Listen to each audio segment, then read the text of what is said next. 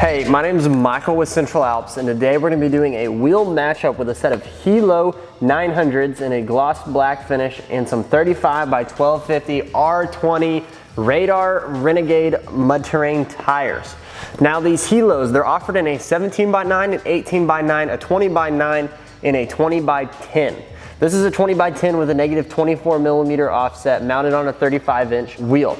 With that being said, you do have a little bit of a bulge on your tire mounting to your rim. There is no stretch to it. With a 20 by 10, there's not a stretch. With a 20 by 12, you would have some tire stretching. With that being said, they're offered in a gloss black finish and then a gloss black with a machine face finish. So all of these spokes would be machined as well. These Helos, they are part of the Wheel Pros lineup, meaning the same people that make Moto Metal and XD and those wheels. Helo is more of their entry-level rim, and this is honestly one of my favorite wheels, especially for the price point. You cannot beat it. It's a great looking wheel. It looks great on most vehicles, especially if they're black or white, and it looks great on all Jeeps. With that being said, I love it, especially for the price point. You cannot beat it. It's a great gloss black wheel, and it's sold by Wheel Pros. With that being said, these 35-inch Radar mud terrain tires, I think they are the best bang for your buck tire you can get for a mud terrain tire.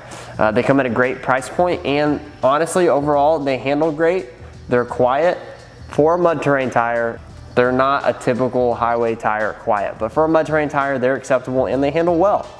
With that being said, if you have any questions, please feel free to leave us a comment, shoot us an email, or give us a call or text at 833-268-2577.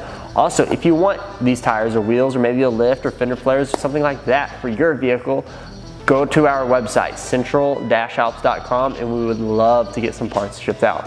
Again, my name is Michael with Central Alps, and thanks for watching.